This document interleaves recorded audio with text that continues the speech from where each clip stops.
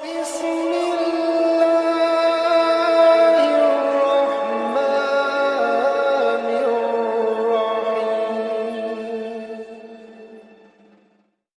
pernah ada tuntunan dalam syariat Islam berupa ibadah kecuali bersandi dengan manfaat-manfaat dalam hidup.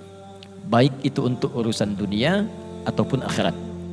Kita sholat, kata Allah, orang yang sholat itu diberikan 5 kemuliaan. Di antaranya akan mendapatkan kebahagiaan, ketenangan dalam hidupnya. Dalam bahasa Arab disebut dengan falah. Dalam adzan kita dengar hayya 'alas shalah, ayo salat. Kenapa salat ya Allah? Hayya 'alal falah, supaya kamu tenang, kamu bahagia. Sekarang kita diminta puasa. Apa manfaat dari puasa yang kita kerjakan ini? Itu yang coba kita uraikan dalam pertemuan kali ini. Ya, kata para ulama, manfaat puasa itu dari sekian banyaknya setidaknya mengerucut pada 2 bagian utama. 1, orang yang senantiasa terbiasa dengan puasa itu akan terdorong dirinya untuk selalu meningkatkan kebaikan, amal soleh. Di puasa itu dahsyatnya, saat Anda senang mengerjakannya, maka puasa akan mendorong kita untuk terus berbuat baik dalam hidup. Kalau saya ilustrasikan begini ya, kita ambil contoh sholat misalnya. Sholat kan amal soleh ya. Sholat itu amal soleh, sholat itu baik. Orang kalau di luar Ramadan tidak berpuasa, ketinggalan sholat fardu pun, terlambat fardu, perasaan ada yang masih biasa. Tapi Ramadan dahsyatnya, tertinggal sholat sunnah itu hati bisa gelisah. Silahkan cek, tarawih itu hukumnya fardu atau sunnah? Sunnah. Tapi kalau ada orang ketinggalan tarawih, hatinya bisa gelisah. Bahkan saking tidak ingin ketinggalannya, ada kalangan para akhwat, ibu-ibu, mak-mak luar biasa, itu baru maghrib sudah menghamparkan sajadah saat pertama. Padahal tarawih ba'da isya gitu kan? Ya, saking tidak ingin ketinggalannya, padahal tarawih sifatnya sunnah. Di luar puasa, di luar Ramadan, ada yang minta di depan mata, belum tentu kita beri. Saat Ramadan yang tak nampak kita cari. Mana fakirnya, mana miskinnya, mana yatimnya. Kita kumpulkan uang, kita berikan pada mereka. Infak. Ini yang pertama. Yang kedua, ini contoh saja, kata para ulama, dahsyatnya Ramadan, dahsyatnya puasa itu bisa mencegah seseorang dari perbuatan yang salah, menahan maksiat. Karena itu hampir dipastikan umumnya orang puasa kalau benar puasanya tidak ada yang nekat maksiat. Tidak ada orang puasa bohong, mustahil. Tidak ada orang puasa misalnya mencuri, korupsi, mustahil. Bahkan yang terbiasa marah-marah pun saat dimarahi orang itu bisa menahan diri. Kata Nabi di Al-Bukhari kitab Siyam nomor hadis yang pertama, wa ini mru'un qatalahu aw syatamahu falyaqul marrataini ini shaim. Jika ada orang yang memprovokasi, ngajak berselisih, marah-marah, katakan pada dirimu, saya sedang puasa, saya sedang puasa. Masya Allah, buka puasa jam 6, jam 18.00 misal. Jam 17:50, 10 menit lagi sebelum buka, dimarahin orang. Dasar kamu begini, dihina, sedang puasa, nggak balas dia. Temannya bingung, kamu kan pemarah, kenapa nggak balas? Nanti habis maghrib tuh. Habis maghrib lupa, ya. Dia tahan karena tidak ingin menggugurkan nilai-nilai kebaikan dalam puasanya. Itulah manfaat dari puasa, mengerucut pada 2 hal ini. Jadi mohon maaf kalau ada di antara kita terbiasa puasa, sekarang hari kedua di Ramadan, coba ukur keberhasilan puasa kita di antaranya. Apakah amal soleh kita meningkat dan maksiat bisa kita tekan dalam kehidupan kita. Kalau sampai hari kedua ini masih belum semangat atau bahkan maksiat masih terkumpul dalam diri seseorang, maka pasti ada yang tidak tepat dengan puasa yang ia tunaikan.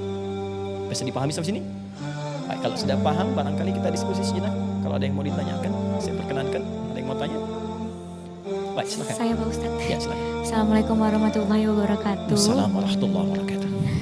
Pak Ustadz, saya mau tanya. Baik, saya mau jawab. Kan kalau Ramadan ini kita tetap kerja, tetap bertemu dengan orang banyak. Nah, kadang saya suka lupa untuk menahan emosi, akhirnya suka nangis, terus suka kelepasan marah. Nah, apakah hal itu bisa membatalkan puasa saya atau hanya mengurangi pahala puasanya? Dan kira-kira hal apa saja yang bisa membatalkan atau mengurangi pahala puasa? Terima kasih Pak Ustadz. Baik. Ini bagus pertanyaannya. Penting kita ketahui dari keterangan-keterangan Nabi SAW, ada 2 jenis yang bisa memengaruhi pahala puasa kita. Hal pertama, yang langsung seketika menggugurkan nilai puasanya, disebut dengan mubtilatus syiyam, segala hal yang membatalkan puasa, langsung batal. Makan, batal. Sengaja minum, batal. berhubungan seksual suami istri siang hari batal. Ya, wudu misalnya tapi kumur-kumurnya pakai sirup batal. Ya. Nah, ini batalkan puasa. Awas, hati-hati ya. Why? Dua, ini yang sering jarang diantisipasi. Hal yang merusak pahala puasa. Batal sih enggak, cuma pahalanya rusak. Apa saja diantaranya? Langsung di kitab Syiyam. Ya, hadis riwayat Al-Bukhari bab tentang puasa. Nomor hadis yang pertama dari kanan paling bawah. Ya, Nabi SAW mengatakan fala yarfuth, jangan berkata-kata kotor. Asyamu junnatun, puasa itu perisai dari hal-hal yang tidak baik. Perisai. Fala yarfuth, maka jika ada orang puasa jangan berkata-kata kotor. Wala yajhal, jangan berbuat yang tidak pantas. Tidak pantas itu dosa sih langsung enggak. Cuman membuat orang lain berpeluang dosa. Misal ya, teman-teman misalnya usia 40 tahun, tapi keluar komplek naik sepeda anak usia 4 tahun. Putar-putar, dosa sih enggak, cuman orang-orang pada bingung tuh orang kenapa ya?